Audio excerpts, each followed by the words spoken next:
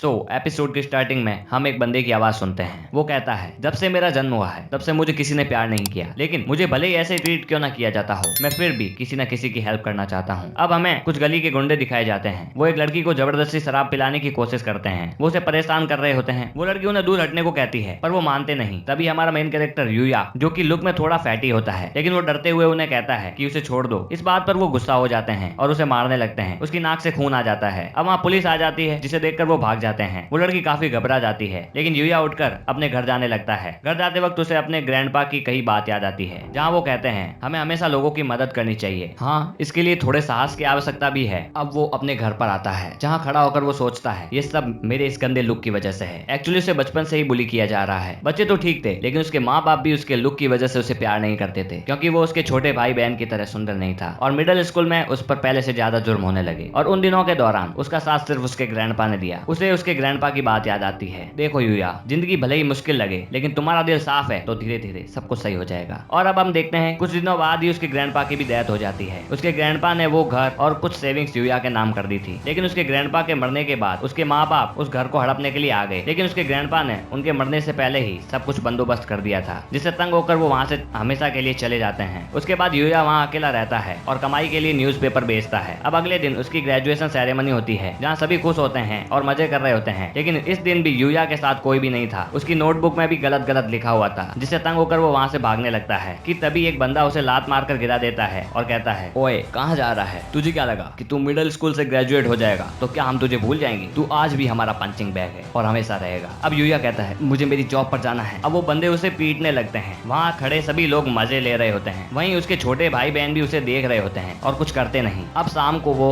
Shop पर late पहुंचता है, जिस कारण से शॉप से उसे निकाल दिया जाता है। अब घर पर आकर वो रामेन खाता है। रामेन खाने के बाद वो बाथरूम में अपने कांच के सामने रोने लगता है। इस गुस्से में वो कांच पर मुक्का मारने लगता है और उस कांच को तोड़ देता है। उसका एक मुक्का उसकी पास वाली दीवार पर जाकर लग जाता है और बूम, ये कोई नॉर्मल वॉल नहीं होती, एक सीक्रेट रूम का दरवाजा होता है। यूया उसे देखकर चौंक जाता है। उसे याद आता है कि ग्रैंडपा कभी कभी काफी सारी चीजें कहीं से लाया करते थे। वो शायद यही रूम है। अब उसे एक मिस्टीरियस गेट दिखता है। अब वो वहाँ एंटर करता है। एंटर करते ही उसके सामने एक होलोग्रामिक पॉपअप दिखता है, जिसे देखकर वो डर जाता है। उस पॉपअप पर लिखा होता है अनदर वर्ल्ड, यानी दूसरा संसार। अब वो एक अलग दुनिया में आ चुका था। अब वो हर कोने को चेक करता है। अब उसके सामने काफी सारे पॉपअप शो होते हैं, जैसे काफी सारी स्किल्स के बारे में, वेपन्स के बारे में, लेकिन उसे एक चीज कैश आउट के बारे में समझ नहीं आता। लेकिन अब उसे धीरे धीरे ये बिलीव होने लगता है कि वो एक दूसरी दुनिया में आ चुका है। अब वो अपना स्टेटस देखता है। वो लेवल 1 पर होता है। अब वो खिड़की खोलकर बाहर की तरफ देखता है। वो जगह पूरी तरह हमारी दुनिया से अलग लग रही होती है। अब वो दूसरी लैंग्वेज पढ़ने की स्किल से वहाँ पड़े पेपर को पढ़ता है। उसमें ये लिखा होता है कि इस जगह के ओनर के मरने के बाद यहाँ जो भी आएगा वो इस जगह की सभी चीजों का मालिक बन जाएगा। इन शॉर्ट, अब वो यहाँ का मालिक बन चुका था। अब यूया के अलावा यहाँ कोई भी नहीं आ सकता था। वो सोचता है आखिर ऐसा मैजिक कौन कर सकता है। अब वो तलवार लेकर वहाँ मजे करने लगता है। वो अलग वेपन्स को लेकर उन्हें यूज करता है। अब जब वो अपने वेपन्स रख रहा होता है कि तभी एक बड़ा ओग्रे यानी मॉन्स्टर उसकी तरफ आता है, लेकिन वो एक बैरियर के कारण से रुक जाता है, क्योंकि उसके अलावा वहाँ कोई भी एंटर नहीं कर सकता। वो मॉन्स्टर अपने आपे से बाहर होता है और इस वजह से वो उस बैरियर को तोड़ने की फुल कोशिश करता है। इस पर यूया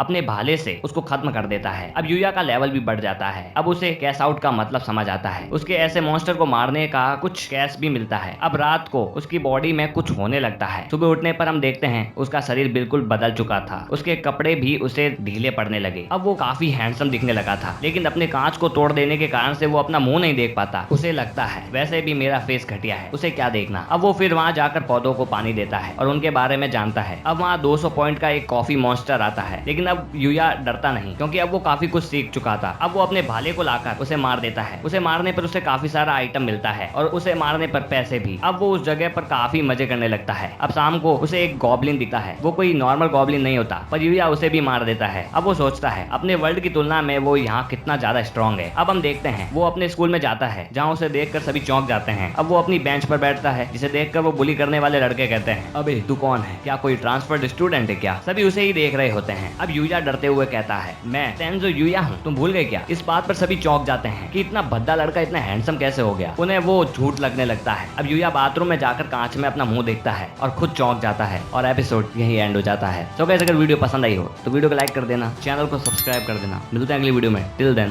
बाय।